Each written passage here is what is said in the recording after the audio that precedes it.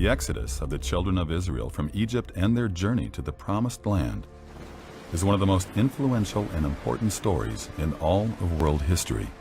The stories in the Bible are the most powerful narratives ever told. It's not a coincidence that this book has held the imagination of mankind for thousands of years, because the stories are remarkable. It's the most amazing book if you think about it. It's a book that covers about 4,000 years of history, and it really is the first history book until the time of the Greeks. Herodotus was supposed to be the first historian, but in fact I think Moses was. He remains, without any competition, the greatest legislator of our time. And I thought the Ten Commandments that he brought down from Sinai is the foundation of our civilization. Take away the Ten Commandments and we're out of business. Yet against the idea that the biblical account is true, voices across our culture and around the world are raised in protest. These voices say that the biblical narrative is nothing more than a myth, a fairy tale, and their antagonistic claims appear to be supported by the findings of modern archaeology. Exodus did not happen in the way that it is described in the text on the background of the 13th century BC. I don't believe there was a single event that we can call the Exodus, archaeologically or historically.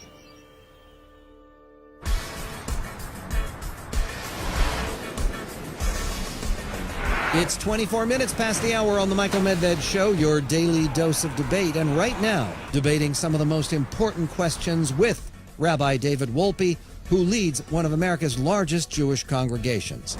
In 2001, Rabbi Wolpe created a national furor when his Passover sermon challenged the historical reality of the Exodus. Rabbi Wolpe, what did you say? I said that the Exodus certainly didn't happen the way the Bible depicted it, assuming that it was a historical event in any description.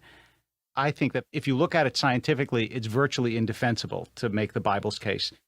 But you also have to understand that your faith isn't based on splitting seas or archaeological digs. It's based on something much deeper. But if these are not facts, if this is a fairy story, if this is fabricated somehow, doesn't that undermine the religious meaning? In other words, doesn't that change The things? extent to which it has a historical core is very hard to say, but my deeper conviction about it is that it's a story that whether it was true, it is true. And those are two different things. That seems to be evading... Well, in other words, things that aren't facts can be truths. What part of the Torah would you grant to be based upon historical reality? I can't tell you. I don't know. And although it may irk people, I don't care. If the leading scholars agree with the most outspoken atheists and agnostics, if even some rabbis agree with the most skeptical archaeologists that there's no evidence at all that the Exodus ever really happened, then what are the rest of us supposed to think? If none of it happened, then the two religions of the Bible, Judaism and Christianity, are both based on a gigantic lie.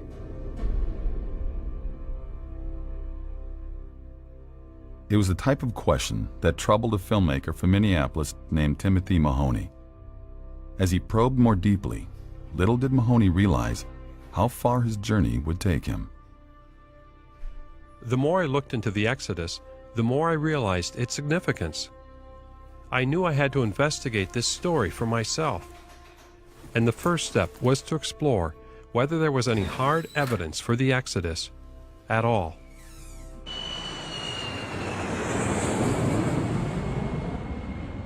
I began my journey by traveling to the very place the Bible says it happened, the ancient land of Egypt.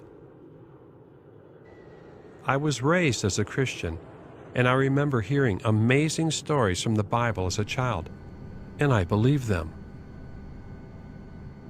Stories about an ancient family of shepherds, the sons of Jacob, who came from a foreign land to Egypt. They were enslaved by the Pharaoh, then miraculously delivered out of Egypt, and journeyed across the desert to conquer the promised land. But as I grew older, I was challenged to lose those beliefs. Now, I just wanted to know the truth.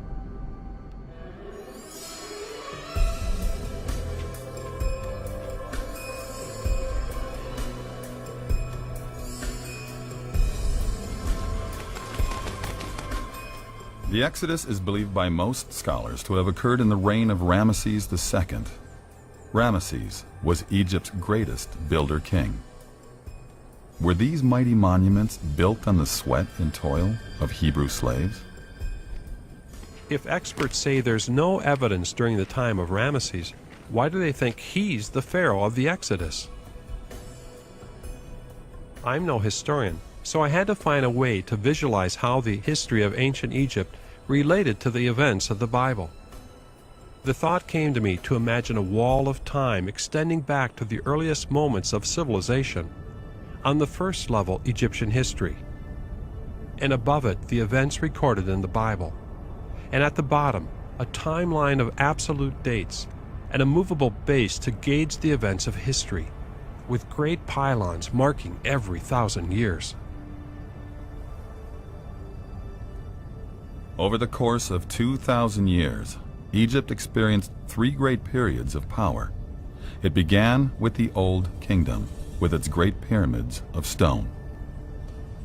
Then came the Middle Kingdom, the high point of art and literature.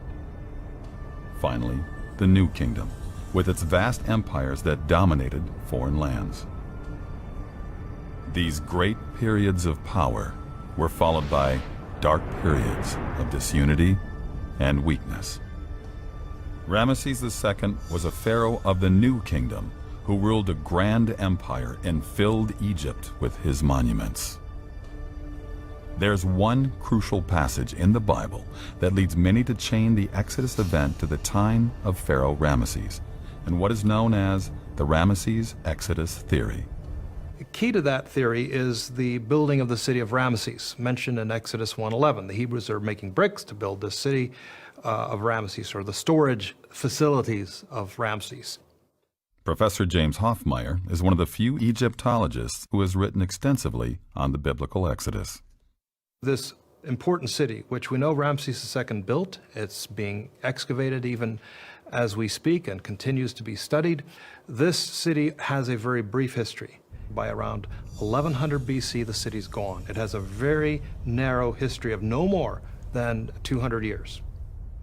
So the question is, if this building project that the Israelites are involved in is Ramesses II's Delta residence, then we have no escape but to say this is an important chronological marker, and that can only be somewhere in the 13th century BC. Dates in the BC period can be confusing to work with because they move in the opposite direction to modern AD dates. The farther back you go in time, the bigger the BC number. So the Ramesses Exodus theory places the Exodus about 250 years before 1000 BC, or at about 1250 BC. I wanted an Egyptian perspective, so I went to see Mansour Barayak, Director General of Antiquities for Luxor, one of Egypt's most important archaeological sites. I asked Mansour if he was in agreement that there was no evidence for the early Israelites or the Exodus in Egypt. Nobody knows what the sand of Egypt can tell of secrets. Maybe in the excavation we'll find some evidences. But so far, there is no documented evidence about the Exodus. But we know the Exodus from the Holy Books. It's mentioned in Quran, in Holy Quran. It's in the Holy Bible. But in the ground, we have no evidence.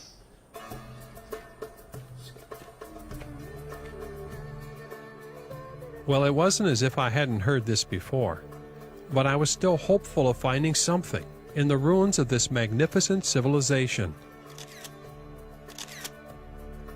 What I really needed, though, was physical evidence of the cultural group that the Israelites were a part of, Semites, coming down to live in Egypt from a land called Canaan.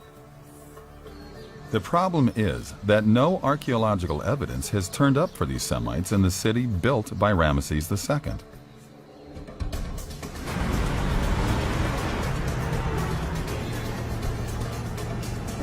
But then I heard of something that seemed astonishing. New archaeological discoveries of a city and a people that appeared to match the biblical story, made at the very location of the city of Ramesses, where the Bible places the Israelites. Mahoney would be interviewing one of the world's most respected Egyptologists. Professor Manfred Bietak and his Austrian team have been digging in Egypt's delta for over 30 years at the site of Avaris. Avaris lies directly below the southern sector of the city of Ramesses. I asked Manfred to tell me about these exciting new finds. So we uncovered the remains of a huge town of 250 hectares with a population of approximately 25,000 to 30,000 individuals. These were people who originated from Canaan, Syria, Palestine. Originally, they may have come here as subjects of the Egyptian crown or with the blessing of the Egyptian crown. Obviously, this town enjoyed something like a special status, like a free zone, something like that. This sounded exactly like the Bible. Pharaoh gave his blessing by allowing the early Israelites to freely settle in the best part of Egypt. Once there, they and their flocks prospered and multiplied greatly. This was just what I was looking for. So I asked him, could these foreigners be the early Israelites? We have some evidence of shepherders. We find again and again in this area pits with goats and sheep. So we know shepherders, probably Bedouins with huge herds roamed around this.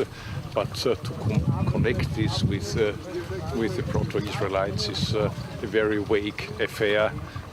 I was stunned when Manfred said it was a weak affair. Why couldn't these be the Israelites when they matched the Bible story so well? According to my opinion, the settlement of the Proto-Israelites in Canaan only happened from the 12th century BC onwards. What Manfred was telling me is that the physical evidence of these people is centuries too early to be connected to the events of the Exodus. This is profound, because no Israelites in Egypt means no Exodus, and no Exodus means that the foundation of Judaism is a myth. And for Christians, it means Jesus Christ and the writers of the New Testament got it wrong, because they all accepted the reality of Moses and the Exodus and built their teachings on them.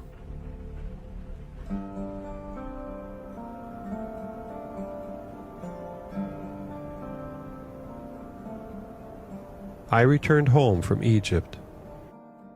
I wanted to be open-minded, but as I replayed the interview in my thoughts, a cold chill came over me. All my life I had believed the Bible stories to be true.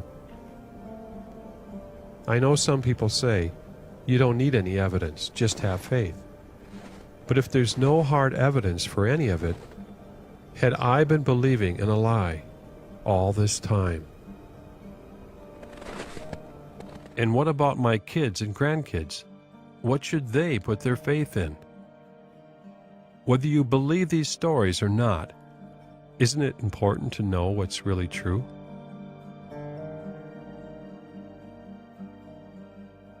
The more I thought about it, the more I realized I couldn't stop now, no matter how hard it would be. I made a decision. I had to go back to Egypt. Mahoney arranged to meet with one of America's leading Egyptologists, Professor Kent Weeks. He rediscovered KV5, the tomb of the sons of Ramesses II in the Valley of the Kings. He brought up a crucial issue when considering the problems with these events. Ramses II is the pharaoh of the Exodus.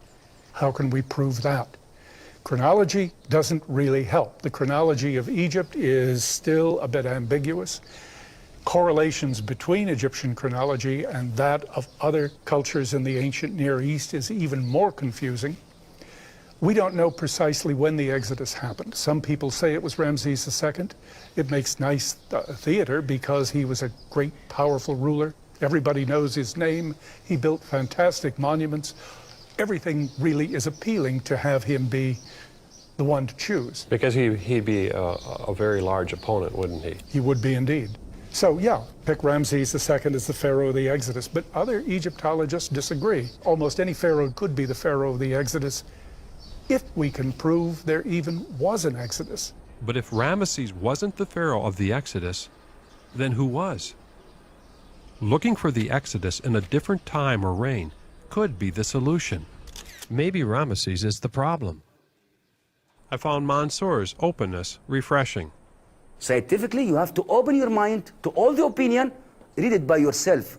Don't let anybody affect in what you believe. But also, on the other hand, you have to accept the other opinion. Your opinion are not always the right opinion. You have to accept the other opinion. And debate with me, discuss. You can convince me, or shall I convince you? Leave it to the public to judge. We have a myth, we have a story, it is in the holy books. Who knows? And then you will come with a conclusion. And this conclusion will be in front of the public. The public can judge. It was clear I needed a new approach. It was clear I needed a new approach. What might even be considered a scientific approach, beginning by taking a closer look at the details of the biblical story. The oldest accounts of the Exodus were written down in Hebrew, in the first 5 books of the Bible, known as the Torah. I asked Rabbi Manis Friedman, a member of Judaism's Orthodox branch, to recount the ancient stories of the Bible from these sacred scrolls. In order to test the Exodus fairly, I wanted to know what the story was actually claiming. The story of the Exodus begins before the Israelites leave Egypt.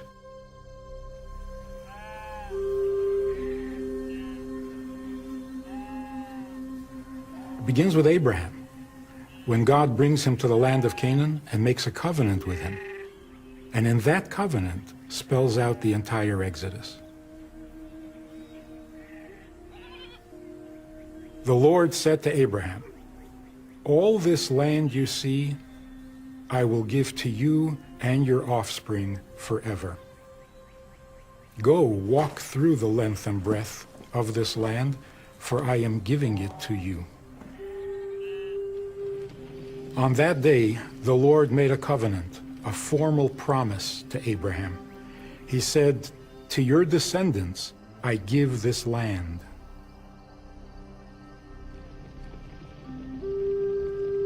God led Abraham outside, and he said, "Look up to heaven and count the stars, if you can.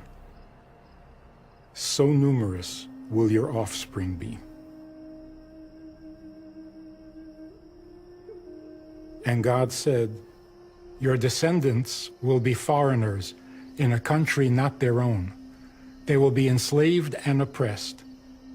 But I will judge the nation they serve as slaves, and afterward they will come out with great possessions and return here." According to the text, the events of the Exodus were not a historical accident. They were directed by the God of Abraham every step of the way. As my team and I looked more closely at this account, we could see that these biblical events formed a sequence that could guide the entire investigation.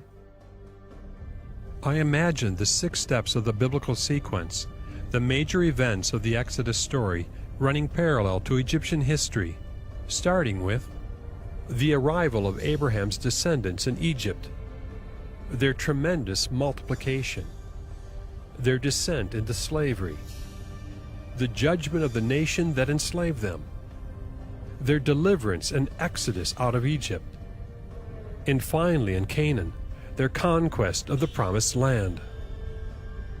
If the Exodus really happened, there are elements in the story that are so big that you'd think some remnants of evidence would have been left behind, somewhere in Egypt's history. We knew science solved problems by looking for patterns of evidence, and a truly scientific approach looks for those patterns no matter where they exist. I set out to see whether a pattern matching this sequence could be found, starting with the first step, the arrival of the Israelites in Egypt.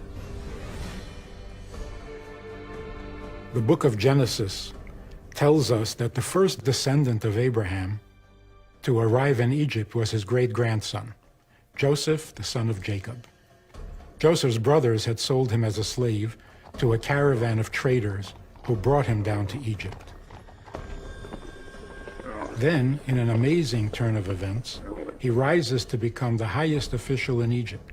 He saves the country from a terrible famine, enables his father Jacob and his entire family to settle in the best part of the land, a place called Goshen. My objective was to see if any specific evidence had been uncovered of the Semitic family group arriving in Egypt, as told in the Bible. So far, I had none. So far, not.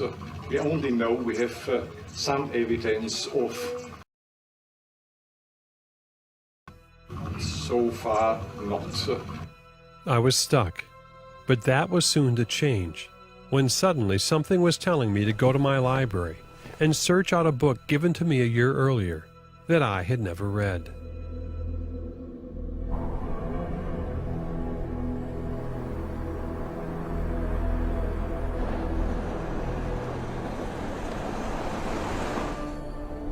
What startled me was that this author had answers to the very doubts that Bitek had raised in me. He had spent his whole life exploring the Middle East, a man familiar with the mysterious inscriptions and hieroglyphs of the pharaohs, and what they might reveal about the biblical stories. David Rohl, author, historian, and Egyptologist, is an agnostic, someone who remains unconvinced of the existence of God. Yet, he clearly sees archaeological evidence of the biblical Joseph, Jacob, and the early Hebrews in the Nile Delta region of Egypt. Rohl believes that many Egyptologists have missed evidence for the Exodus because they have been looking for it in the wrong time period. While most scholars think that the events of the Exodus happened in the New Kingdom, David Rohl's view would put the Exodus in an entirely different period, the earlier Middle Kingdom, where he claims evidence for the Exodus can be seen. I wanted him to explain why he had come to such a different conclusion than Manfred Bitek about Joseph and the early Israelites. Tell me, who is Manfred Bitek? Manfred Bitek is probably one of the greatest archaeologists alive today, and he's dug at one of the most important sites in the Eastern Delta, a city called Avaris, which is in the land of Goshen, which the Bible calls it, and I believe this is the place where Joseph and his brethren lived. Well, I went to see Manfred Bitek. Right. And that's not what he said. He said there's no evidence of this at the time of Ramesses. Exactly right. Most scholars will say if you look at the city of Ramesses, there are no Asiatics there. There are no Western Asiatics living at that particular city. But dig down a little bit deeper, and you do find a city full of Asiatics. Yeah, but the Bible says it happened at the time of Ramesses. Mm-hmm. What are you saying? I'm saying that this particular mention of the city of Ramses, the building of Ramses, is what we call an anachronism. It's something that's been added into the text later by an editor. Mm-hmm. So what the editor is basically saying is, this is the place where the Israelites built the store city, and we know it today as Ramesses. Well, but in the ancient times, it was called Avaris. Okay, so the people would know the area, the region. The people of the Bible would have known where Ramesses was and where, therefore, their ancestors actually built the city.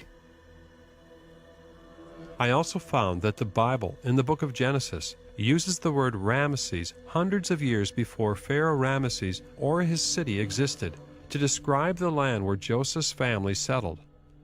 So if the name Ramesses in Genesis does not refer to the time of Pharaoh Ramesses II, then why should the mention of Ramesses in the book of Exodus be any different?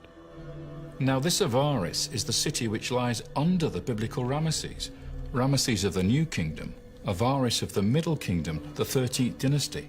It lies underneath the city that's mentioned in the Bible. So when Bitek digs up a huge population of Semitic-speaking peoples with Semitic culture living in the city of Avaris for several hundred years, and then, at the end of the period, these Semites all leave, depart with their belongings and abandon the city, whatever Manfred says, that to me sounds awfully like the Israelites. Well, what he told me was that there was no connection. Well, look at the evidence that you've got here. Right at the beginning, at the heart of this community, at the end of the 12th dynasty, We see a Syrian house appear. The Austrians call them Mittelsaal houses. This type of house is found in North Syria, the area where Abraham came from. It's exactly the same style of house you'd expect Jacob to build for himself in Egypt.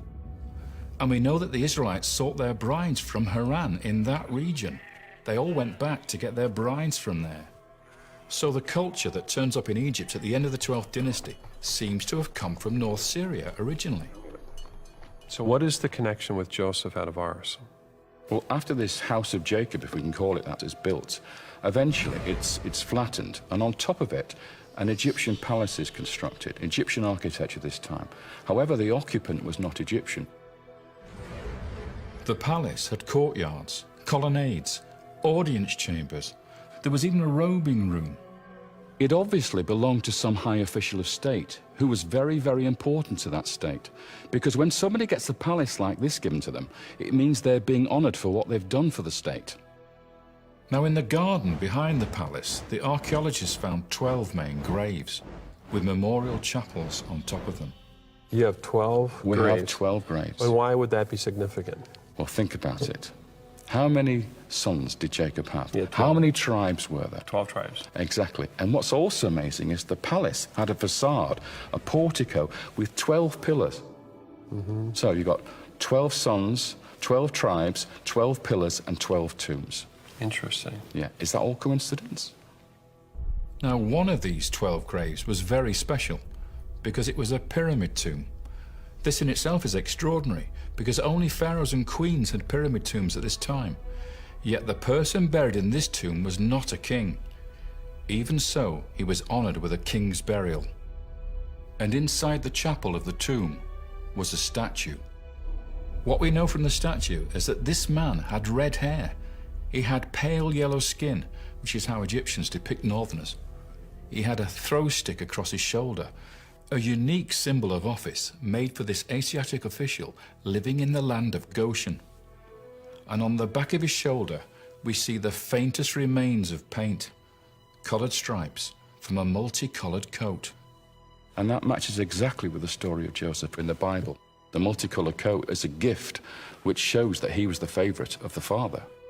And it almost becomes his insignia, this coat. It's the thing we remember about him most of all. Do you know of any other statues of a Semite of this kind in Egypt? There is nothing else like this in the whole of Egyptian history. Really? Nothing at all. David Rowe is not the only one to see a connection with Joseph at Avaris. Mahoney went to see Professor Charles Ayling, an Egyptologist who has also investigated the events of the Exodus and its connection to Egypt. Would it be unusual for a tomb to have a statue? No. It's unusual to have one this large. This would be probably twice the size of a normal human being. What does that tell you when the statue's larger?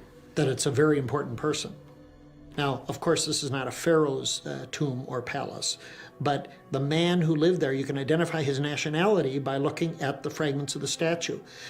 Three things: the hairstyle he has, which we often call the mushroom hairstyle, and then secondly, the weapon he carries over his shoulder called a throw stick, which we would associate with like an Australian boomerang, and then the coloration of the skin. The skin is yellow. All those things indicate that this would have been a Syro-Palestinian. Dr. Ayling, do you think this is Joseph?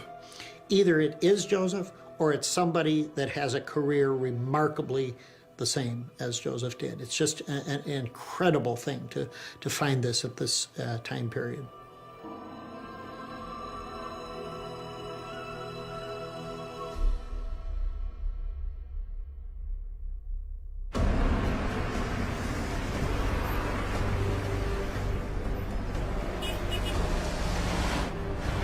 The Exodus was a story about the birth of a nation. It was time for Mahoney to go to Israel.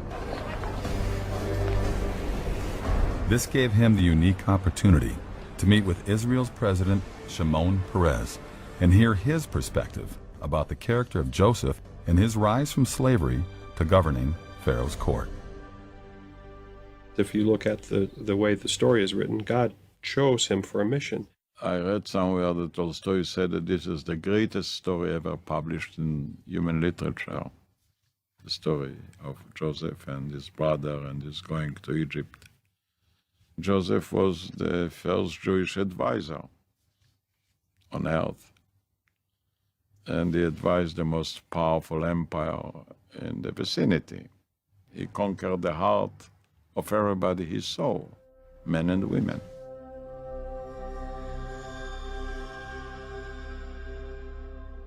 With God's help, Joseph was able to save Egypt by warning of a coming calamity.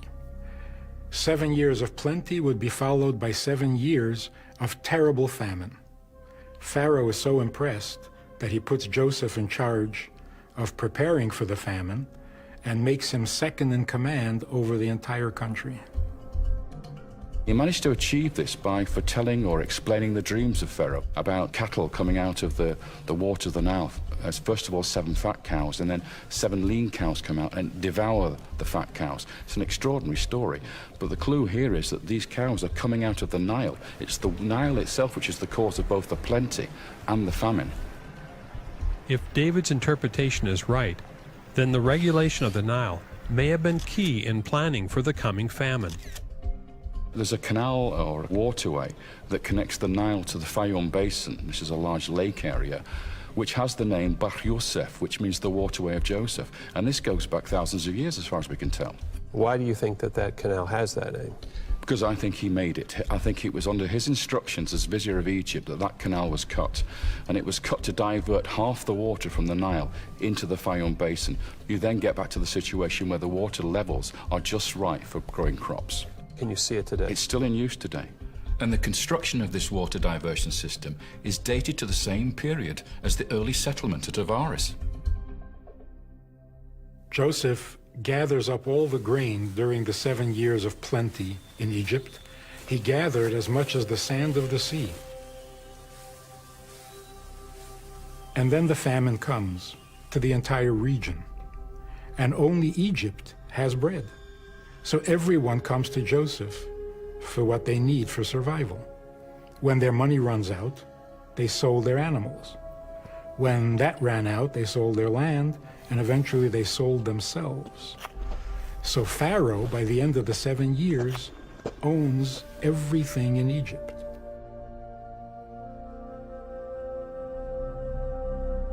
Mahoney wanted to know if there ever was a time in this era when a dramatic shift of wealth and power occurred between the people of Egypt and the Pharaoh. He went to Pennsylvania to see an archaeologist who spent many years studying the Exodus and the conquest. His name is Dr. Bryant Wood. When we look at Egyptian history, we find something very significant happen at this exact time. Egypt was divided up into areas called nomes, kind of like districts all over the country. And the leaders of these nomes had tremendous wealth and tremendous power. We get to a point in Egyptian history when suddenly that all changes and all the wealth is concentrated with the Pharaoh. What on earth happened here? If you read the Egyptian history books, there is no explanation for it. They don't know what happened, how it happened. I mean, this was a tremendous social, economic change. Well, what do you think happened? Well, we have the answer in the Bible, and it's Joseph's famine policy, and he brings the wealth into Pharaoh, and it fits exactly with Egyptian history. David believes these events occurred during the reigns of 2 important Middle Kingdom pharaohs. This key time is during the co-regency between Senusret III and his son Amenemhat III. I believe this is the time of the famine, and that Amenemhat was Joseph's pharaoh. Amenemhat is depicted with worry lines. His ears are turned out so that he can listen to the concerns of the people. He's not depicted in the usual bland way that you see in all the other statues of past and future pharaohs. And I think this is an indication that in his time, Egypt was experiencing serious problems. And guess what? He builds his pyramid right next to Bahr Yosef, the waterway of Joseph.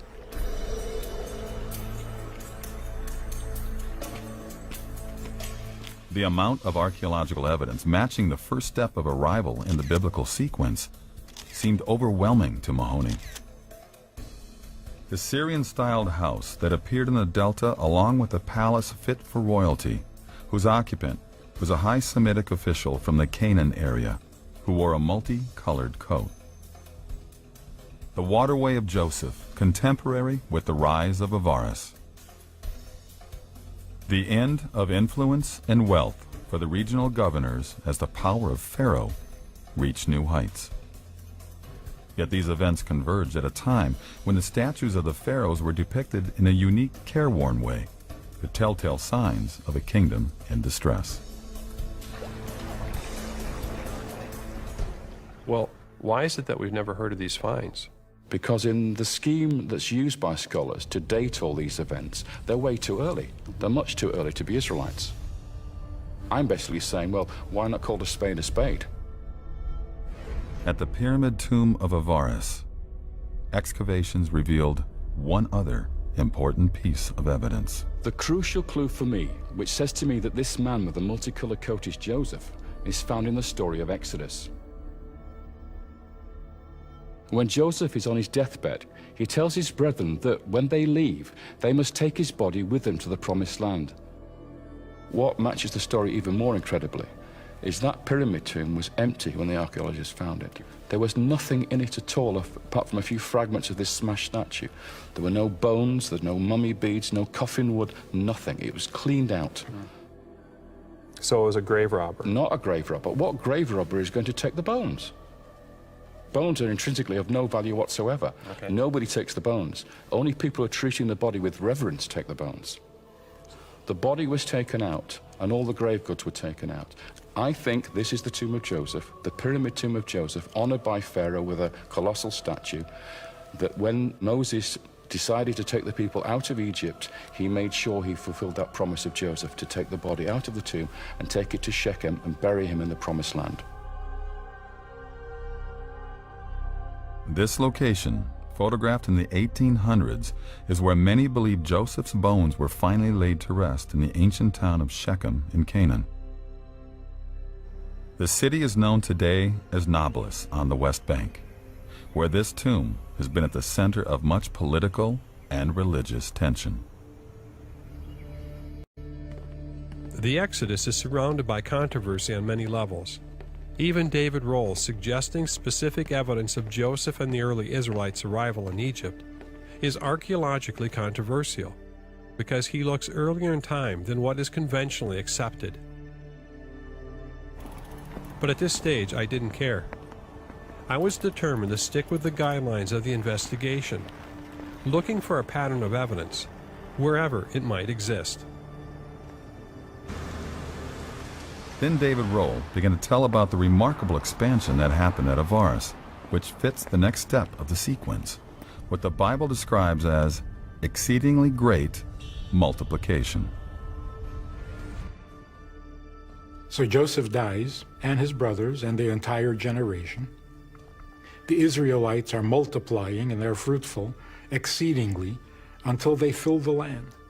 We see a virgin land with no population at all, and suddenly a small group of Semitic people settle there, a dozen houses or so, about 70 or 100 people all told. And over a period of maybe 3 or 4 generations, it becomes a very large city, and it's one of the largest cities in the ancient world. The city is a city of foreigners in the Egyptian Delta, and it's been allowed by the Egyptian state. At this stage, there are no slaves involved here. We're talking about Semitic peoples coming in, living here, bringing their flocks with them, and surviving in such a way that they become quite rich and wealthy. We do know that there was a large Semitic-speaking population, probably came in from Syria, Canaan, sometime in the early part of the 2nd millennium BC.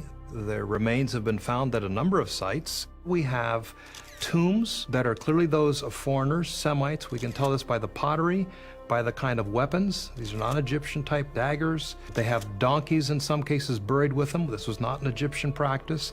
We can't say for sure that any of these were Hebrews, but we probably couldn't distinguish a Hebrew from a Canaanite in Egypt, culturally speaking anyway.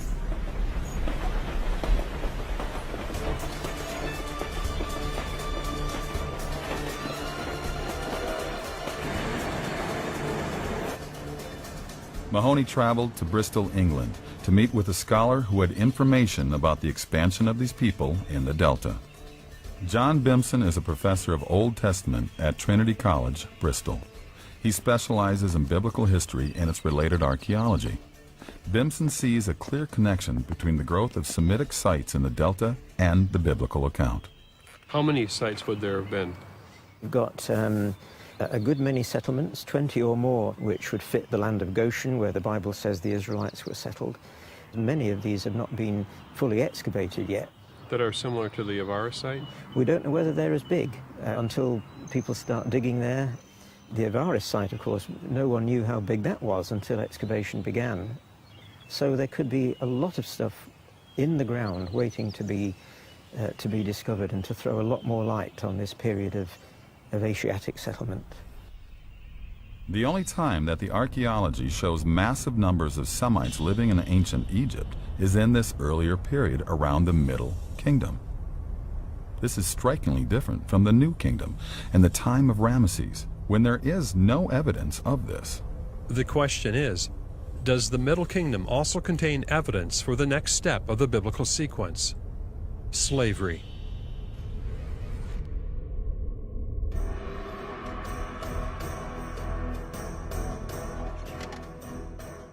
Cecil B. DeMille portrayed this slavery in two of his famous films, both called The Ten Commandments.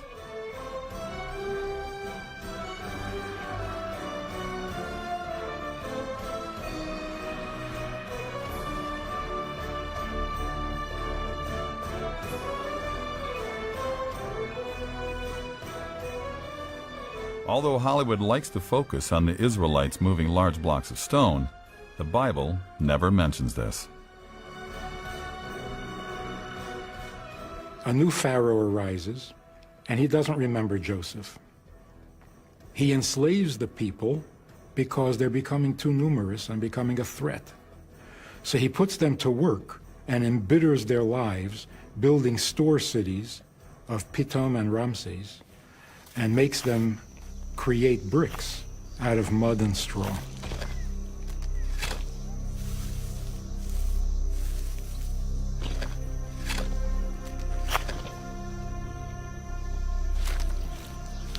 It was intriguing to see this type of construction in different parts of Egypt. Were any of these bricks molded by the hands of Israelite slaves?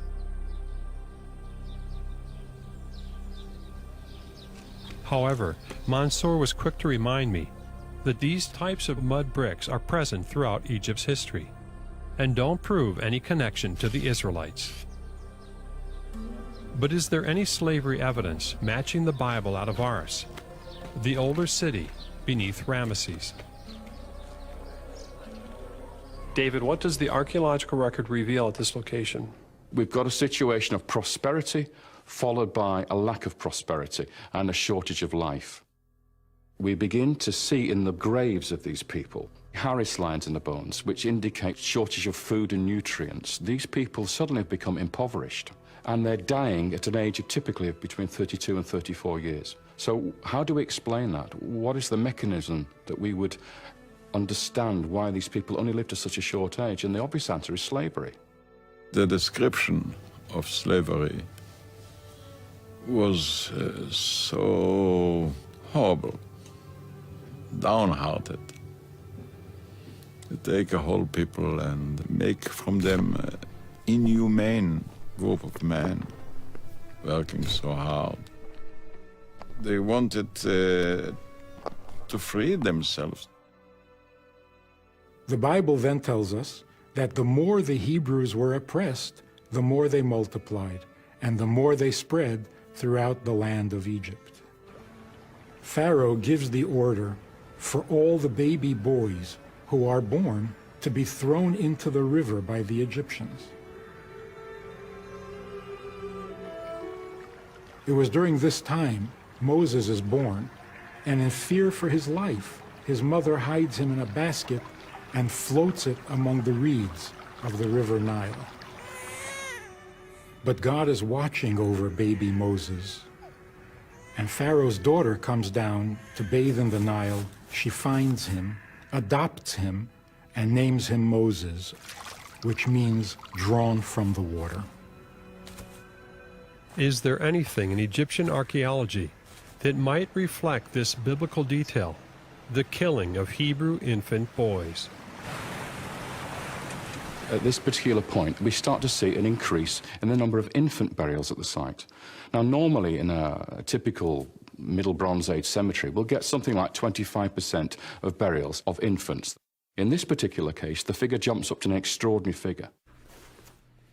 David directed me to the dig reports from Avaris, where BTEC's team referred to what they called an extremely high mortality rate of newborns.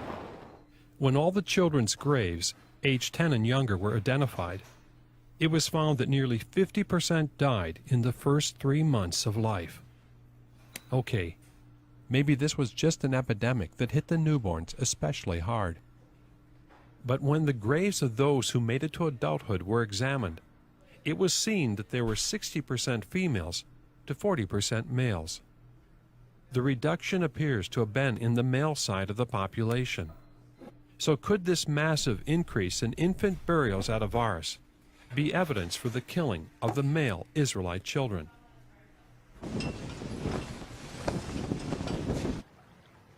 It's an intriguing thought, but it made me sad to think of what it could have meant. The murder of thousands of innocent boys.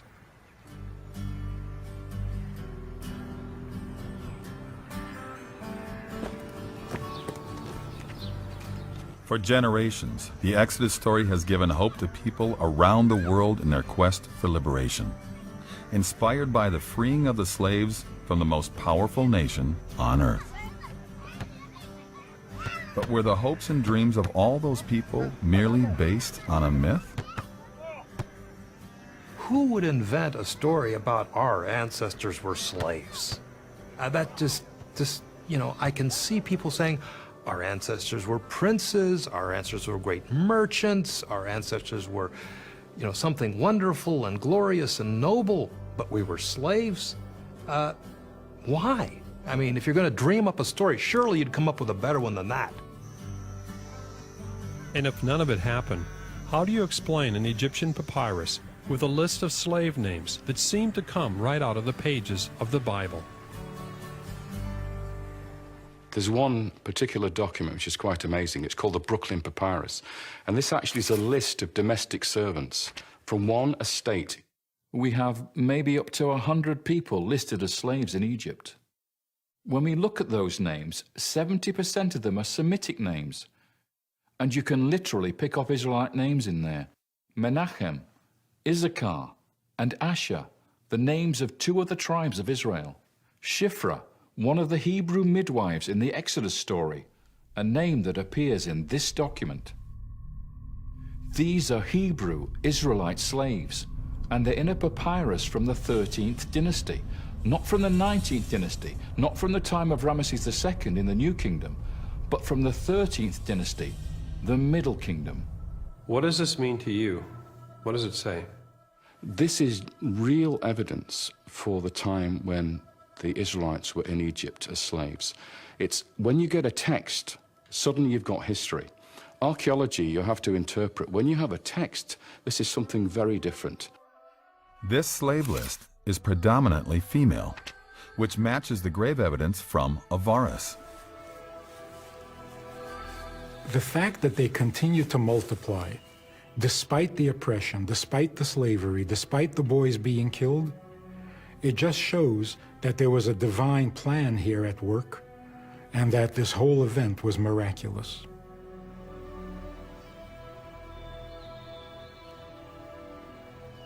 The thing I'm puzzled by is why so many Egyptologists ignore the Brooklyn Papyrus.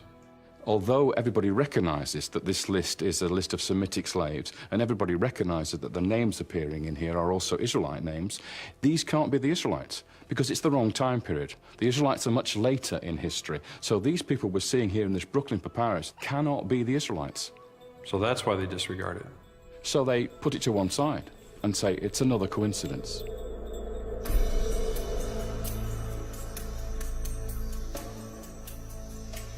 So there appears to be strong evidence matching the multiplication and slavery steps of the biblical sequence. Indication of a rapid expansion of the Semitic population at Avaris, the only time in Egyptian history that there's evidence of Semites dominating a delta like this. These Semites begin free, powerful, and prosperous, but then succumb to impoverishment and malnutrition. There is a sharp rise in the number of infant burials. Near the end of this period comes a list of slaves, many with Hebrew names. And all this occurring 400 years earlier than would be expected with the Ramesses Exodus. But what if all these finds in the Middle Kingdom are not a coincidence, and the Exodus actually did happen much earlier than the reign of Ramesses? To see if that's the case, I would need to look more closely at the details of the biblical story concerning the next step of the sequence, the judgment of Egypt and the Israelites' deliverance from bondage.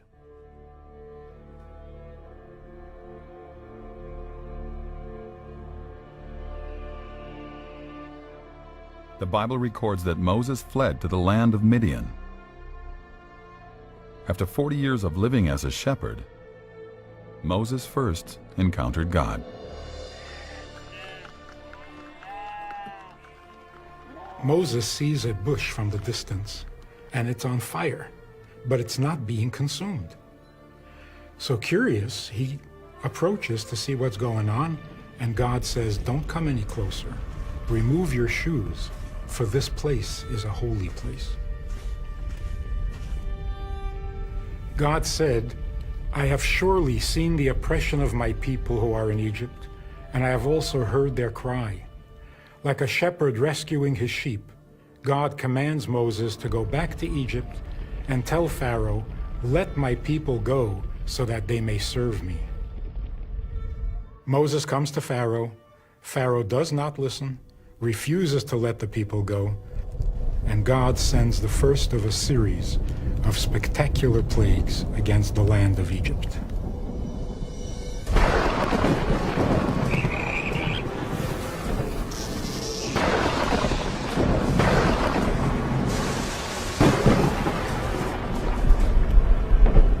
In Exodus chapter 5, the God of Israel says, "Let my people go." Pharaoh says, "Who is the Lord? Who is Jehovah? Who is Yahweh that I should listen to him?" And so we have setting up there this contest. Who really is the God to be obeyed? Who is the one in control of things? And in the Egyptian view of things, Pharaoh was the god of the Egyptian state. He was responsible for cosmic order. He was responsible for the proper flow of the Nile, the rising of the sun, the fertility of the fields, and so on. And now we have the God of Israel, the God of creation of the Bible, who's saying, "No, wait a minute. That's not what you do. I'm the one who controls all these things." So he begins with the Nile and ends in the 9th plague with the sun. And these two things that Pharaoh is said to control are completely outside of his control. God protected the children of Israel from these plagues, while the rest of the land was being devastated by them, to where Pharaoh's servants themselves pleaded with him, saying that this was the finger of God and that Egypt was being ruined. But Pharaoh would not relent. He knew that Egypt depended on the work of these foreign slaves.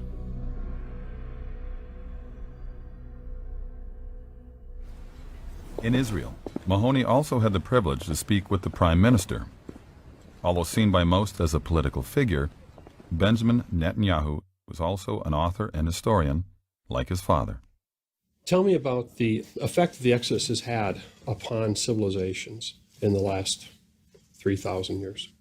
Moses was the greatest revolutionary of all time. Remember that in antiquity there were grand empires that were based on one principle, and that is slavery. And Moses challenged that twice. He challenged it by taking his people who were slaves in bondage in Egypt and freed them and took them to their promised land. But he also challenged it by providing a code, a moral code for mankind that said that it is not the king or the emperor that decides the law. There's a higher law. And these were absolutely revolutionary ideas.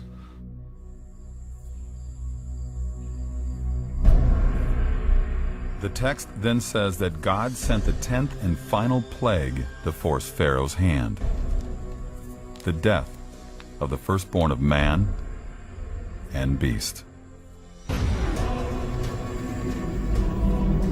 The Lord told the Israelites that each household was to slaughter a lamb and mark the doorpost with the blood of the lamb.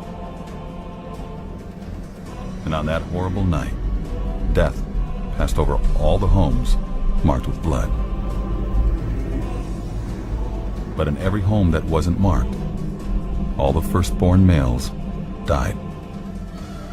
There was crying and wailing in every Egyptian home because each family had lost someone.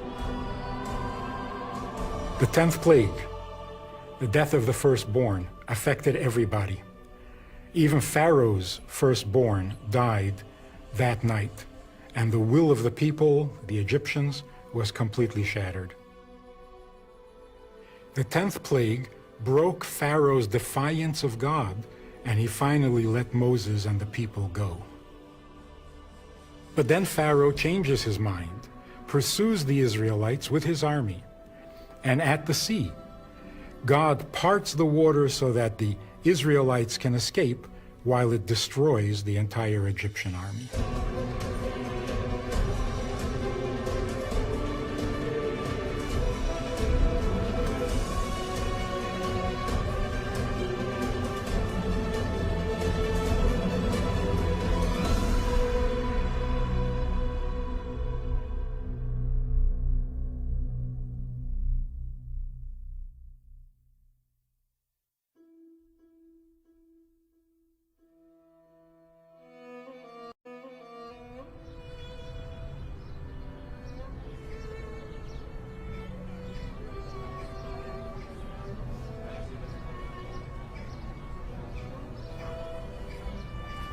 Every year, Jewish families from around the world celebrate the deliverance of Israel from Egypt during the Passover feast. Records confirm that the Passover has been observed for thousands of years. Many believe it is difficult to explain the origin of Passover if there were no real event on which it was based.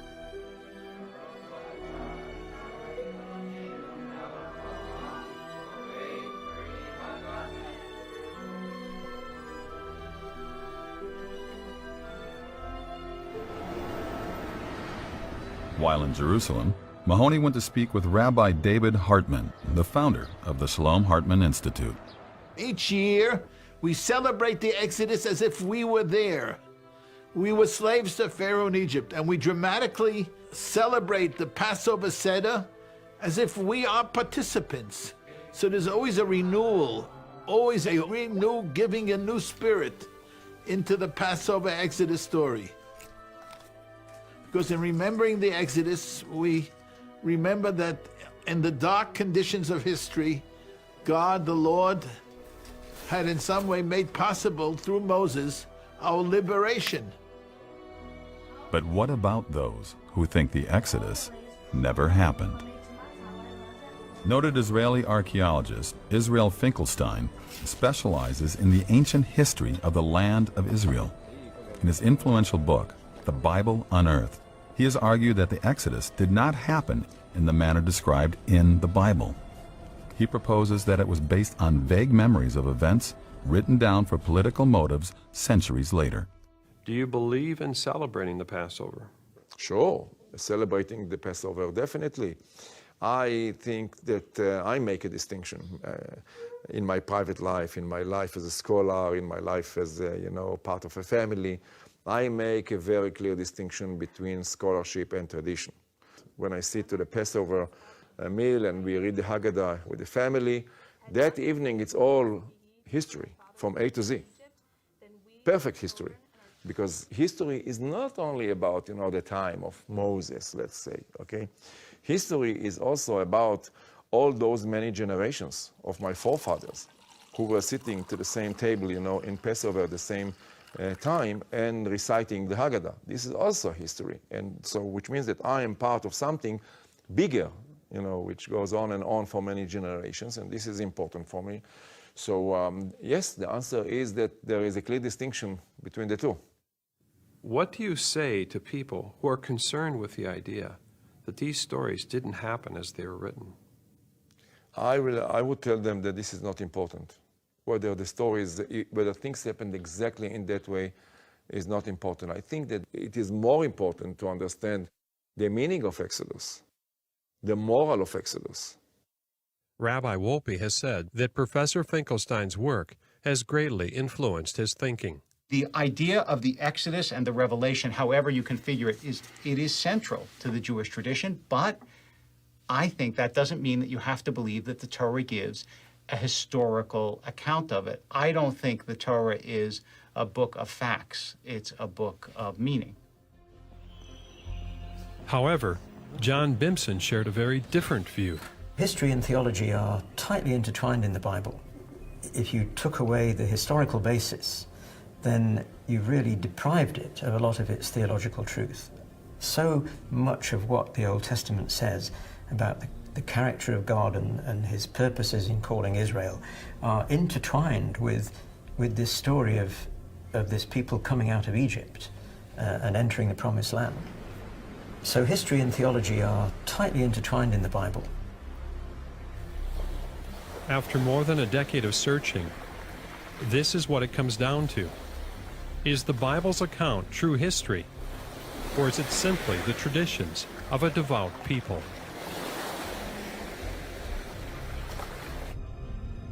If the judgment happened as described in the Bible, Egyptian society would have collapsed. Loss of their agriculture, loss of their firstborn sons, loss of their slave force, and the loss of their army.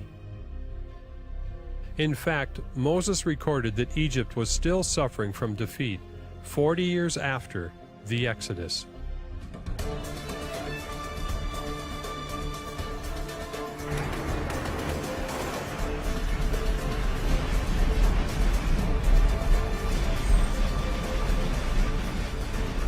Critics are quick to point out that there is no such record from Egypt of supernatural judgment and devastation.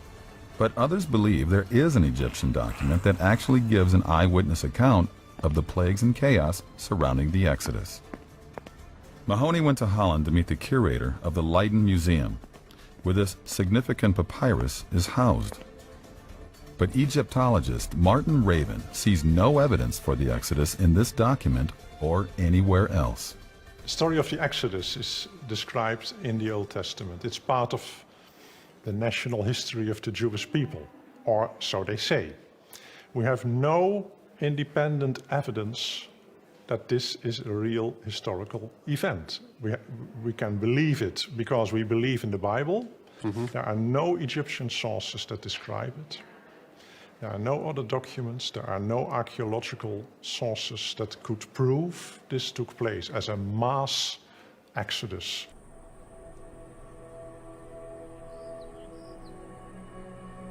Raven's position, again, is that of most Egyptologists today.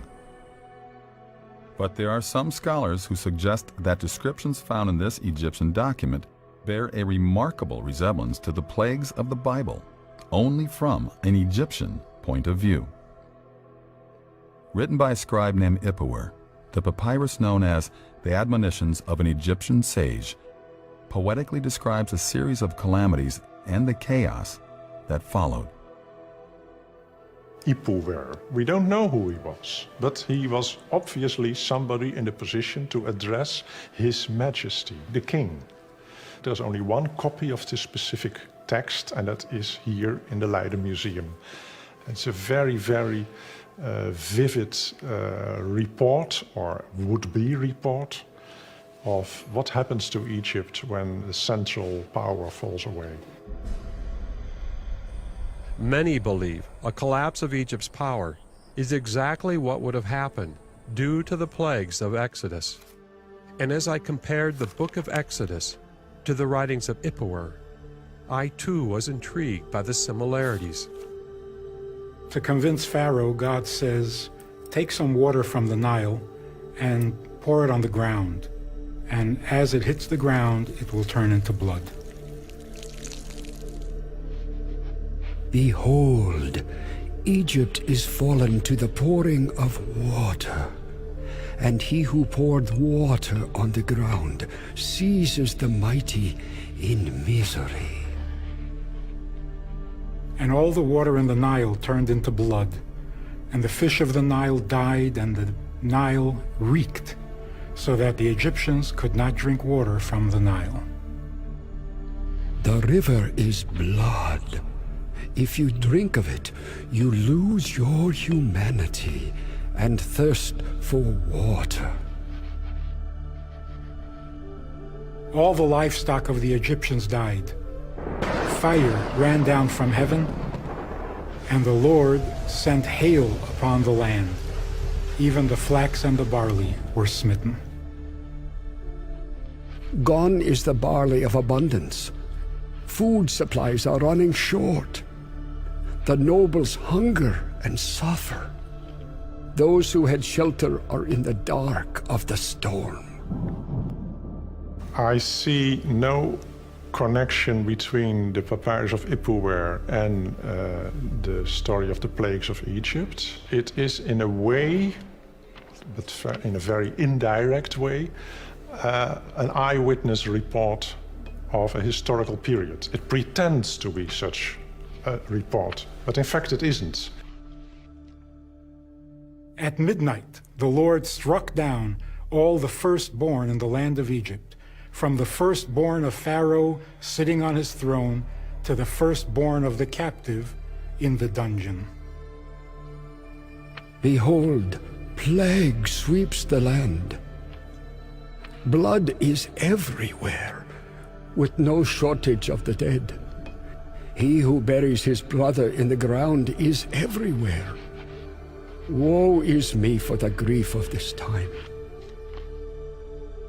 And there was great wailing throughout the land of Egypt, for there was not a house without its dead. Wailing is throughout the land, mingled with lamentations. All the time we have to convince ourselves that this person can't have seen all this. He imagined it, or he had received his inspiration from other similar propagandistic literature. Because it's so fantastic. Yes, it's very fantastic, but he hasn't seen it, he just imagined it. Don't confuse this with the message of the Bible, the 10 plagues. That's a quite different story. Whether this happened or not is irrelevant. It's a beautiful literary document. And again, yes, God was angry and punished the Egyptians, but this is just a literary cliché. The influential Egyptologist, the late Miriam Lichtheim, ruled out the possibility that the papyrus, the admonitions of Ipuwer, referred to a real national calamity. Agreeing with other scholars, she stated the following. The description of chaos in the admonitions is inherently contradictory, hence historically impossible. On the one hand, the land is said to suffer from total want. On the other hand, the poor are described as becoming rich, of wearing fine clothes, and generally of disposing of all that once belonged to their masters. However, when you read the biblical account, it becomes clear how this apparent contradiction could have happened. Moses told the Israelites to ask the Egyptians for silver and gold jewelry and for clothing. People are stripped of clothes. The slave takes what he finds. Gold, lapis lazuli, silver, and turquoise are strung on the necks of female slaves. The Lord gave the people favor in the sight of the Egyptians, so they gave them whatever they asked. Thus they plundered the land of Egypt. The very point that Miriam Lichtheim viewed as contradictory and therefore historically impossible is the very point that most specifically matches the biblical text. But Martin remains unconvinced. He revealed to me the main reason why. It's out of the question that it can refer to one and the same event. Conventional chronology has it that the Exodus took place somewhere during the Ramesside period in Egypt, maybe around 1200 BC. Whereas our papyrus, when you look at the grammar and the literary figures, etc., there's no question that it was composed in the Middle Kingdom, and it is 600, 700, 800 years earlier. But I realized that all the other evidence I had looked at was also converging in the Middle Kingdom, not the time of Ramesses. And was it just another coincidence that this document was originally composed in the only period when Egypt's delta was dominated by large numbers of Semites?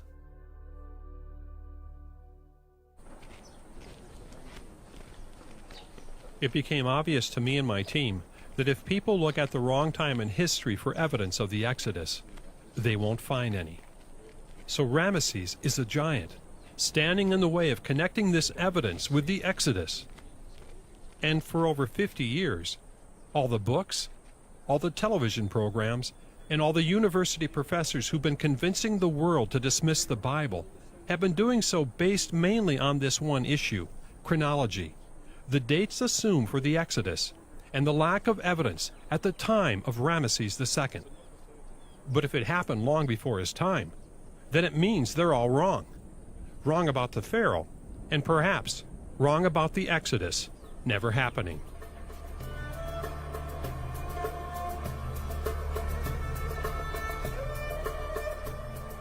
Roll took Mahoney to see the replica of a monument erected just a few years after Ramesses' death by his son Merneptah.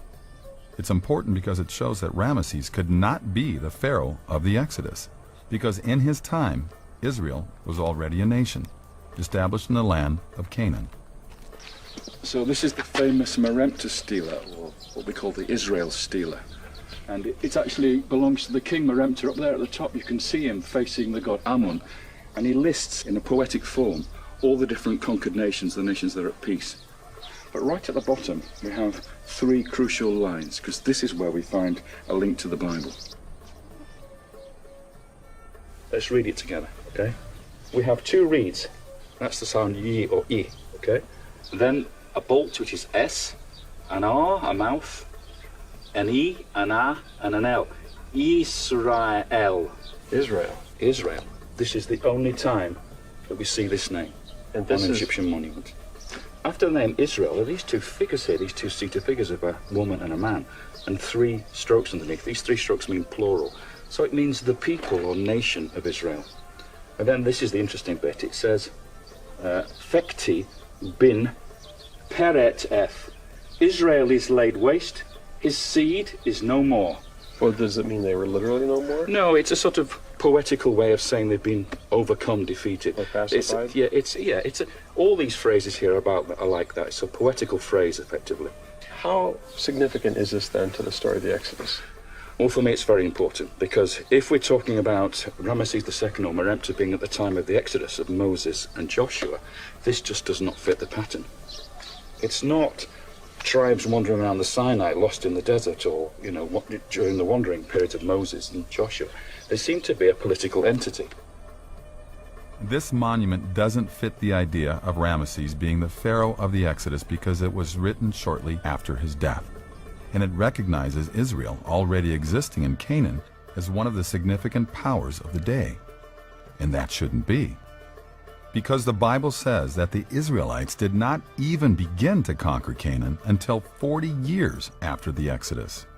So Ramesses could not have been the Pharaoh who let the Israelites go. Then Mahoney got a lead about another inscription. Charles Ayling brought him to see his colleague, historian Clyde Billington, who has extensively researched this newly discovered find. Besides the Merneptah stela, there's another reference to Israel. It's called the Berlin pedestal. It's in the State Museum in Berlin, Germany, and this is something that's just now being studied and discussed by scholars. On the base of this Egyptian statue, they showed Mahoney name rings, each representing an enemy defeated by Pharaoh in the region of Canaan.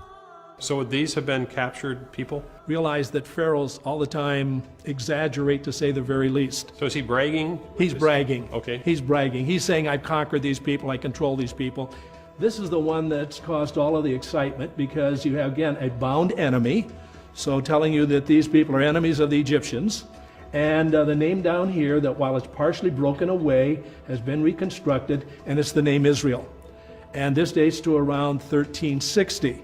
This makes the late date of the Exodus an impossibility. This is 100 years earlier. This is very crucial evidence that we see here. This name ring demonstrates that Israel had already left Egypt and was in Canaan as Egypt's enemy a century before the Ramesses Exodus date. So obviously, Ramesses could not have been the pharaoh of the Exodus.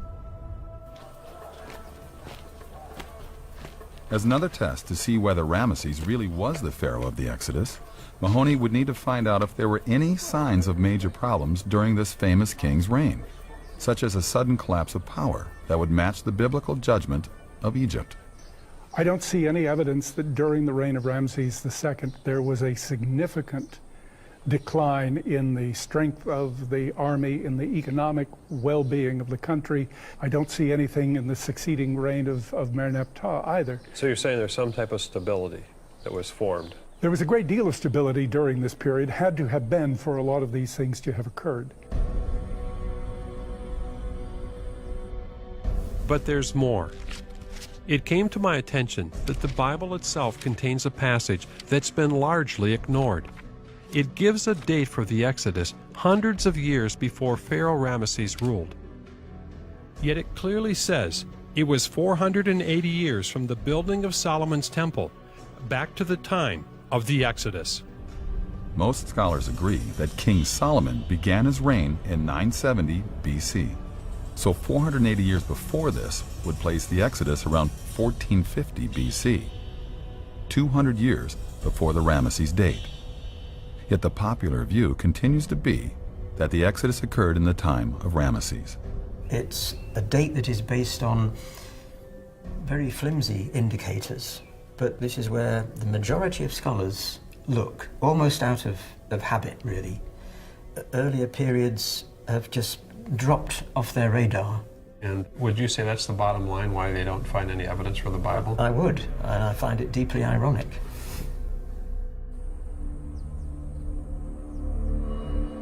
If I'm going where the evidence is strongest, then I've got to look beyond the Ramesses Exodus theory.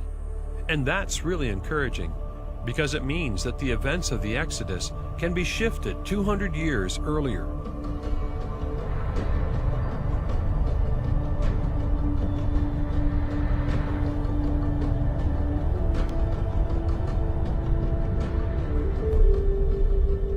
But my challenge isn't over, because this new biblical date, around 1450 BC, still leaves the events separated from the Egyptian pattern by 200 years. I was determined to find an answer for this, and to do so, I would continue to explore the pattern that seemed to exist in the earlier period. Is there any indication in the Middle Kingdom of the next step of the Bible sequence, a massive and sudden exodus following the death of the firstborn? Roll told Mahoney about something amazing that was found at Avaris. We find an extraordinary thing happens. The archaeologists have been digging this area, suddenly find lots of pits in the ground. And in these pits are bodies, and they've been tossed into these pits. They're not buried formally. They have no grave goods or anything like that. These bodies are tossed on top of each other. They're lying strewn. You have hands and legs crossing over. What is happening here? What is going on? BTAC thinks it's actually some sort of plague that's happened. A dramatic event where suddenly they have to bury people very quickly because of contamination of the living population. So it's an emergency burial. And then, all of a sudden, all these Semitic peoples who were living there suddenly get up, they pack their bags and they leave, and the whole mound is abandoned. And we don't know for how long, and it just falls to ruin. Now, isn't that just like the story of Exodus?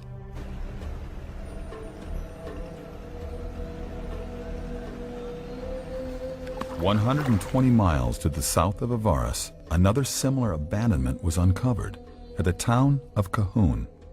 Excavators found a walled and guarded settlement, which supported a large Semitic population. They also found documentation of slavery. Mysteriously, the inhabitants here seem to have disappeared overnight. According to Professor Rosalie David, the town's abandonment was sudden and unpremeditated. Their goods were found in the streets and houses of Kahun, exactly where they were left, before being buried by the sands of the desert so long ago. One of the great moments in Egyptian history is the collapse of Egyptian civilization, when these foreigners invade, these Hyksos rulers come in and destroy the land, and the Egyptian native rule is completely suppressed. Egypt is on its knees. That's what we see in the archaeological evidence at this period. And it only happens once in 1,000 years of Egyptian history. If we can link this to a very famous tradition told to us by an Egyptian priest called Manetho, he wrote a history of Egypt in the 3rd century BC. And what we end up with is a story like this. In the reign of a king called Dudimose, one of the last kings of the 13th dynasty, in his reign, God smote the Egyptians. And God here is singular. You would expect to see, and the gods smote the Egyptians, but you don't. You see God smote the Egyptians. And then, because of the smiting, whatever the smiting is, foreigners, people of obscure race, invade Egypt from the north, and they conquer the land without striking a blow, is the term. Why? Because God smote the Egyptians. Something had happened to devastate Egypt, which made them unable to defend themselves, and these marauding hordes took over the whole country. And we call this the Hyksos period, and they enslaved the Egyptians. But the point is, they could have defended themselves, they had a mighty army, except for the fact that God had smitten the Egyptians.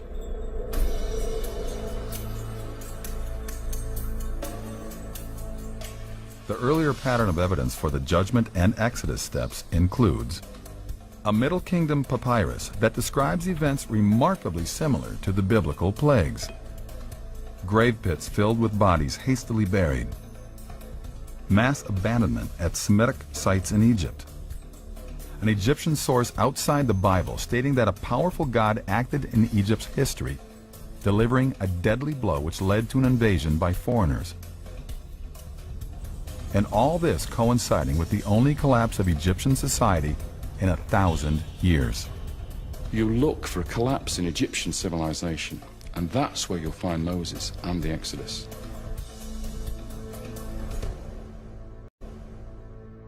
But what about the final step of that sequence? The conquest of Canaan, the land that had been promised to Abraham and his descendants. Would the earlier pattern of evidence continue there as well?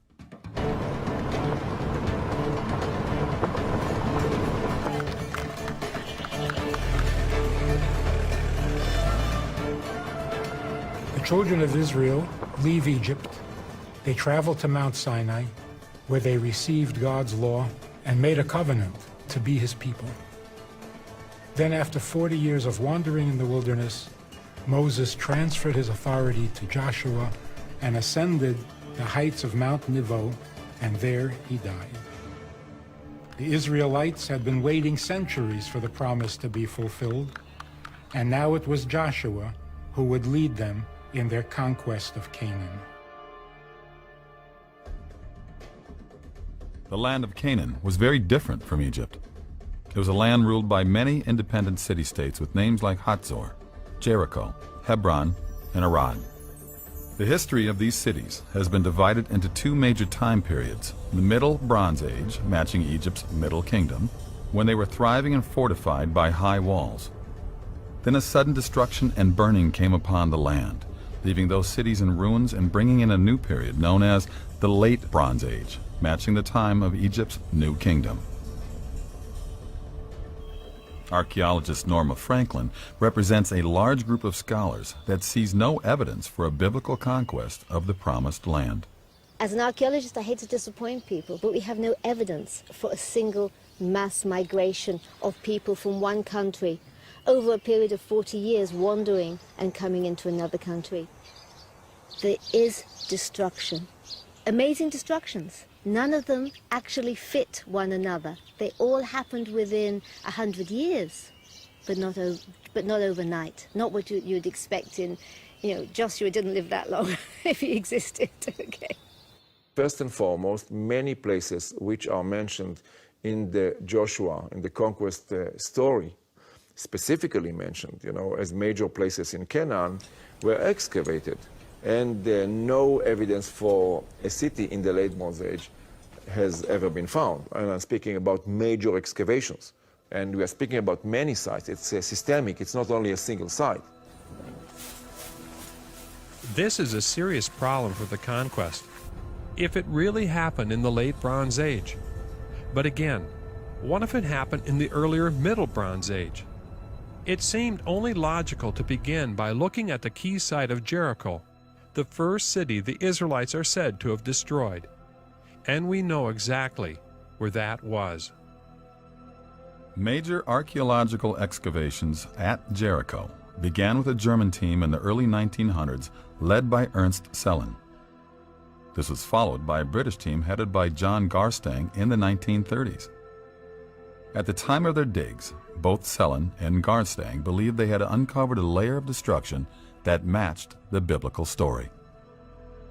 However, things took a dramatic turn when Kathleen Kenyon dug at Jericho in the 1950s.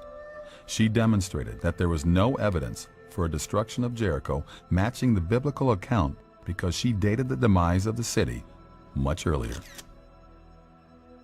A wave of skepticism began to sweep across the field of archaeology. In an instant, Kenyon's discoveries at Jericho had undermined the entire Exodus story. She was expecting that if there was any evidence there at all, it would be in what we call the late Bronze Age. And it simply isn't there. If the Israelites had arrived in the 13th century, they'd have found almost nobody there, no walls to collapse. It just wouldn't have fitted the biblical narrative. So her excavations helped to compound this very negative view that was developing not just from Jericho, but from other sites as well. Is there a time when Jericho was destroyed, where the walls fell down or it was burned? I don't think so. I don't think that we have evidence, this kind of evidence in the case of Jericho, and I don't think that we can really look for this evidence. We are very much past this phase of archaeological research. But David Roll sees things differently. If people are telling us that there was no Jericho at the time that Joshua conquered the Promised Land, and therefore Joshua is a piece of fiction, and therefore the conquest is a piece of fiction, and then probably Exodus is a piece of fiction as well, if that's the case, why don't we ask the simple question, well, when was Jericho around? When was Jericho destroyed? And start from that point of view. The conquest began with the Israelites crossing the Jordan River. Joshua sent men to spy out the massively walled city of Jericho, and there they met a harlot named Rahab, who reported that all in the land had heard what God had done for the Israelites, and they were terrified. Rahab hid the spies and aided their escape to the mountains. What evidence do you see matching the conquest of Jericho? First of all, we're told that Jericho was fortified. When the archaeologists dug the city, particularly Kathleen Kenyon, when she did her work in the 50s, discovered that the tell that the city's built on was surrounded by a great earthen rampart. Excavators found that Jericho was protected by a brilliant defensive system. At its base was a stone retaining wall more than 15 feet high, with a defensive extension wall of mud bricks rising higher still. Beyond this was the rampart, a steep slope covered with a slick surface of white plaster, where attackers would have been exposed to arrows and sling stones from above. At the top of this rampart was the main city wall, also made of mud brick, this one more than 25 feet high and 10 feet thick. Imagine the dread and the desperate panic of the people of Jericho. Day after day for 6 days, the people of Israel are walking around their city with the Ark of the Covenant and the sounding of ram's horns. Then on the seventh day, They encircle the city 7 times, and the priests give a long blast on their horns. The people let loose with a mighty shout. The walls come tumbling down.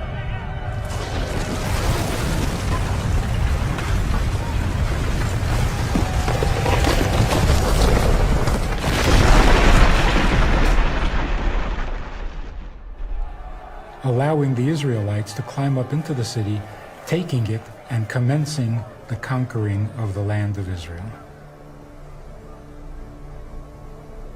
Well, when the city met its end, these mud brick walls collapsed, and they actually fell down to the base of the stone retaining wall. Kenyon describes it very clearly and in detail in her excavation report.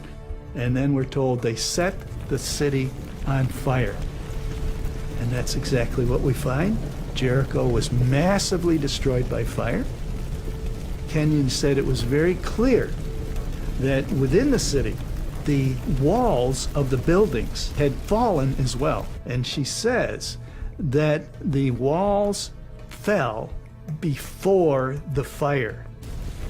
And so we have the sequence that we read in the Bible. First, the fallen walls, and then the city being set on fire by the Israelites. Excavations at the site uncovered clear evidence for a massive destruction by fire, with a very thick burn layer of extremely high temperatures. This caused Kenyon to attribute the burning to an enemy attack and not fires that would result solely from an earthquake. She claimed that the city was destroyed around 1550 BC by the Egyptians. Well, there's absolutely no evidence that the Egyptians were ever in the Jordan Valley at this time period. So because Kenyon dated the destruction of Jericho 150 years before the Israelites were supposed to be there, she made no connection between the destruction and the biblical account. But once again, this date fits the earlier pattern I've been seeing. Within the city, a very unique discovery was made. Both Garstang and Kenyon found in the houses that they excavated many jars full of grain that were stored there. The store jars in the city were pretty full. That suggests the harvest had only recently been gathered in. The details in the biblical account point to an event that happened sometime in the spring. And down there in the Jordan Valley, spring is when the harvest is gathered in, the grain harvest. When the Israelites crossed the Jordan, the first thing they did was celebrate Passover. Well, when is Passover? Again, the spring of the year. The full jars also indicate that if this was a siege, it was very short, unusual for a strong fortified city such as Jericho. And that matches the biblical account because the siege was only 7 days. Otherwise, the people inside would have consumed a lot of that grain if it dragged out for months. Was the grain found all over the city? Yes. In every house that was excavated, they found jars of grain. There's one other intriguing detail at Jericho that fits the Bible remarkably well. It had to do with a promise made to Rahab. She actually lived in the city wall, and after hiding the spies, they promised her that she and her family would be protected when they attacked the city. And they kept their promise. She had marked her home with a scarlet cord, which she hung out the window. But if her house was built into the city wall, how could it have survived? I came across the actual archaeological report that the German excavator of Jericho, Ernst Sellen, had published in 1913. He was the first to conduct a major excavation of the site, and I could see that his work was impressive, but now seemed to have been forgotten. Here were detailed plans and photographs, including one part of the site, which echoed the Rahab story in an unexpected way. The Germans found that in this one short stretch on the north side of the city, there were houses built on the rampart between the lower city wall and the upper city wall, and some of those houses were built right up against the lower city wall. They found that the city wall did not fall. in this area. So that provides an explanation for how the spies could have saved Rahab and her family, because God brought the wall down everywhere else except where her house was, and we have archaeological evidence to back that up. Well, what if people say, well, you're biased? I think everybody in the field is biased, one way or another. I admit my bias. However, I cannot make up the evidence. I cannot plant it in the ground. I have analyzed it and compared it to the Bible, and I see, wow, it matches exactly. That's science. Look at your evidence and come to a conclusion based on the evidence.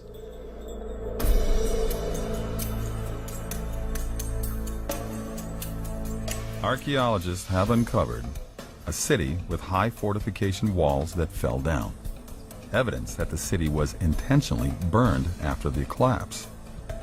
Storage jars filled with charred grain, evidence of a short siege in springtime, and a section of houses within the wall, miraculously preserved, just as in the biblical account. According to the biblical account, Joshua spoke a curse against anyone who would rebuild the city of Jericho. And the archaeology shows that after the destruction, the city of Jericho was indeed abandoned for centuries. But of course, this all happens in the wrong time in the view of most scholars. Bryant Wood believes that Kenyon misdated the pottery at Jericho, resulting in a wrong destruction date. He, along with Charles Ayling, believe that the conquest occurred around 1400 BC using the conventional dates for Egypt and Canaan. However, David Roll and John Bimson have a different idea.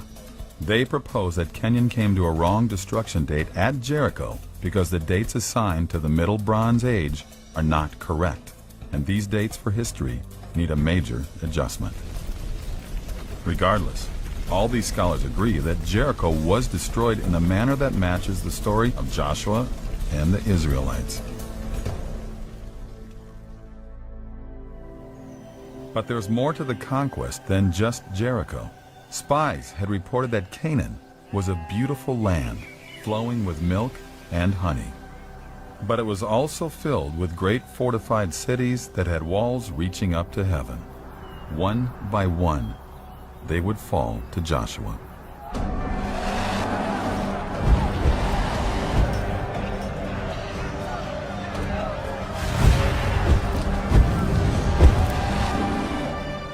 Then Joshua turned north and headed for the city of Hazor. Jabin, king of Hazor, gathered all the kings of the region against Israel. Joshua captured Hazor and struck its king with the sword, and Joshua destroyed Hazor by fire. Israeli archaeologists at Hazor found a massive burn layer from the same time as Jericho's destruction. They also found something else.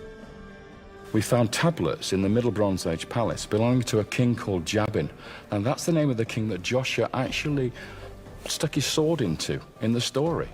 This is the cuneiform tablet containing the name of Jabin, found in remains of the palace in ancient Hazor. So you have a connection between the Bible story and these tablets. We have a name that's identical. We have a tablet coming out of the ground with the name Jabin on it, and in the story of Joshua, Joshua killed King Jabin of Hazor. Wow.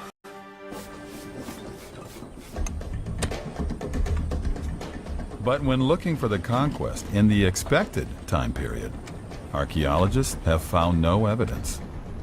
In fact, many of these sites were not even occupied throughout the entire Late Bronze Age. No high walls, no massive destructions, only a series of burnt-out and empty ruins. This has been a key factor in the current skepticism over the biblical account of the conquest. Again, maybe they've been looking in the wrong time for evidence of the Israelites entering Canaan. Because when you look earlier in the Middle Bronze Age, all these cities were occupied, and they were guarded by high walls. And amazingly, they all suffered major destructions in the same short period, just as described in the Bible. When you put those cities side by side, the biblical account and the archaeology match extremely well. I think we have enough destroyed and abandoned cities to say this fits the sequence of events the Bible is describing. There's a high probability that we're looking here at Joshua's conquest. The whole thing, from the beginning of the sojourn in Egypt, the slavery, Moses and the Exodus, the conquest of the Promised Land, is all there in one nice, neat line, but it's way too early. Roll, Bimpson, and others suggest that this problem didn't start with the Bible. It began with Egypt. They propose that early scholars developed its dating incorrectly, and that new information requires that the events of Egypt's history be shifted forward on the timeline by centuries. And all of a sudden, these things that are too early become contemporary with the events in the Old Testament. They sync up again. Everything links together. I was so excited to hear of this possibility. It would explain why all the evidence has been consistently earlier. But could the history scholars created for Egypt really be off by centuries? I'm very much against chronological revisionism. Very good, very competent historians have been working for decades and decades on Egyptian chronology and Near Eastern chronology. There's still more work to be done, but I don't see a possibility of moving things centuries.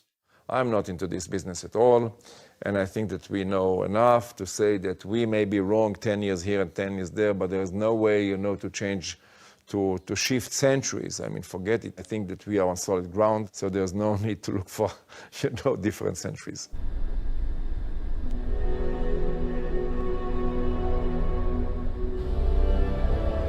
What was I supposed to do now?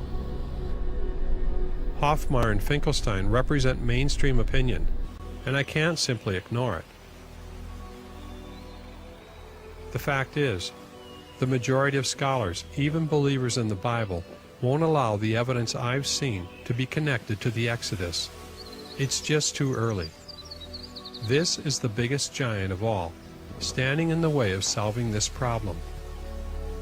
But the biblical pattern was so strong that I just couldn't let it go.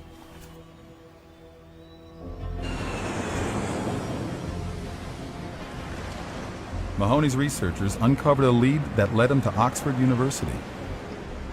On St. John Street is the Griffith Institute, one of the greatest storehouses of Egyptological documents in the world. He was here to review the writings of the late Sir Alan Gardner, perhaps the greatest specialist in reading hieroglyphs in the 20th century, and he had a great hand in uncovering what we know today.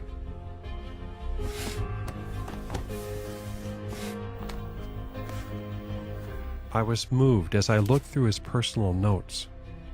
In some ways, I was following a path that he had helped to clear. After a lifetime of searching, Gardner wrote something that directly impacted the question I was dealing with. It must never be forgotten that we are dealing with a civilization thousands of years old, and one of which only tiny remnants have survived. What is proudly advertised as Egyptian history is merely a collection of rags and tatters.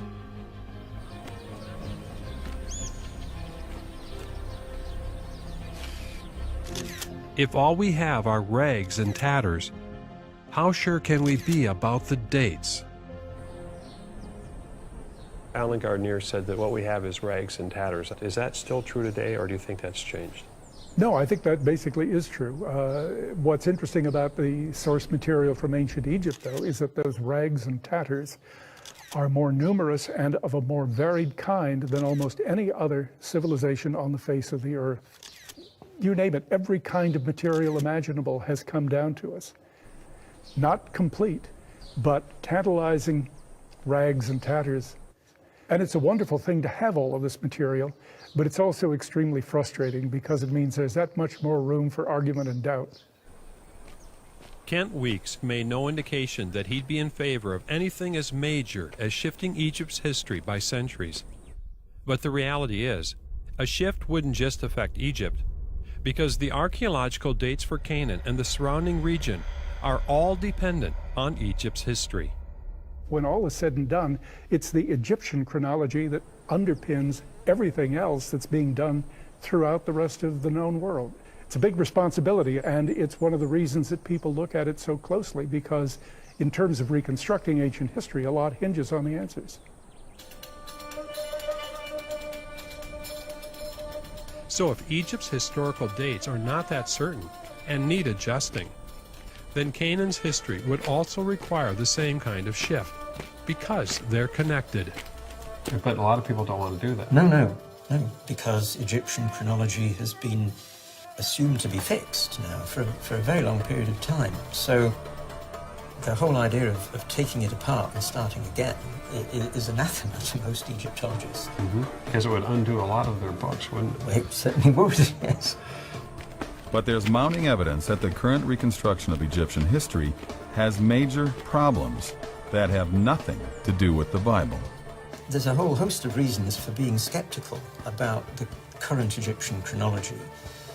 Some of them to do with Egypt itself, but a lot of them from outside Egypt, which a number of people are beginning to look at. Other good scholars maintain that you don't need to change Egypt's timeline in order to see evidence for the Exodus. James Hoffmeyer believes textual clues in the Bible point to the Exodus happening at the 1250 BC Ramesses Day. Bryant Wood and Charles Ayling believe the Exodus occurred around 1450 BC, using the conventional dates for Egypt and Canaan. They believe a case can be made for Israelites living in Egypt prior to that time, and later Israel appearing as a nation in Canaan. So an exodus of some kind must have taken place. But the only place that I saw a pattern matching all the steps was in the Middle Kingdom, not the New Kingdom. And if that's not a coincidence, it would require some kind of major change. Either the Exodus happened long before 1450, or the dates for Egypt's timeline are off. The debate over the dates of ancient history is intensifying, while the conclusions of those who support major adjustments differ in their details.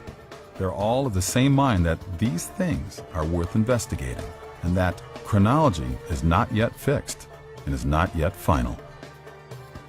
Researchers like Roland Bimson believe the main problem lies in these lesser-known dark periods of Egypt's past. They think scholars have miscalculated their lengths, causing distortions in the dates for everything before them. The biggest suspect is this very long third dark period, which new information suggests has been overinflated by centuries. If it were reduced, the history of Egypt would need to move forward in time. For many years, I was intimidated by the giant of Egypt's dating.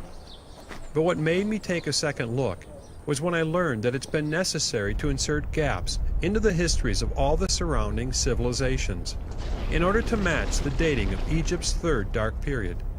Yet the archaeology of these cultures does not seem to support such gaps. Something was wrong. What might history look like if the dark periods were adjusted the way that some scholars believe the evidence demands?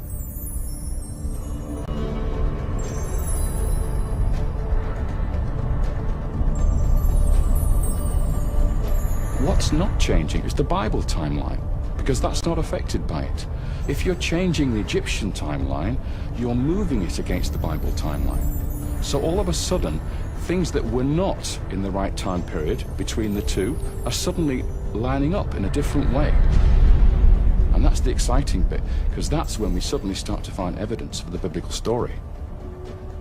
It's startling to think how significant this could be, because chronology, the dates assigned to these events, is the thing being used to convince the world that the Bible is just a fairy tale. But look at the pattern.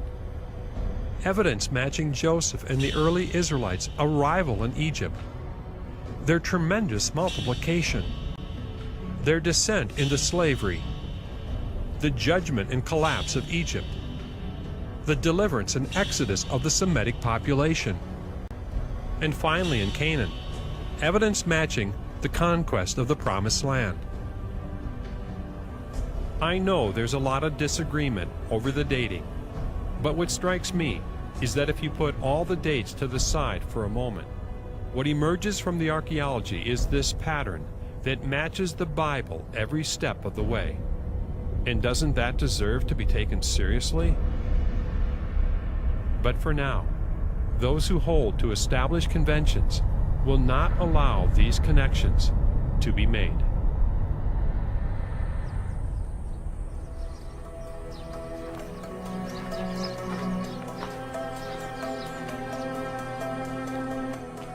I'm not an Egyptologist, I'm a filmmaker. And I'm not endorsing any one dating theory out there. I'm just searching for the truth. Because isn't that what the pursuit of both science and faith should be? A search for truth. At the end, the audience, the people themselves, they will judge. They will know if you are a scientific man, a logical theory, or you are exaggerating, or you have some story from your own mind. Are these findings just an exaggeration? Or is looking for the Exodus at the earlier date the key step in bringing the Bible out of the shadows of myth and into the light of true history? People wonder why they haven't heard about this before. But what I found out was that a lot of people don't want to talk about it. Archaeologists, people in the media, no one's willing to actually tell this story. And I had to ask that same question to myself. Was I willing to follow this story to where it really led? But there is something to these ancient stories, and we just felt that, you know what, we just had to let people know what the truth was.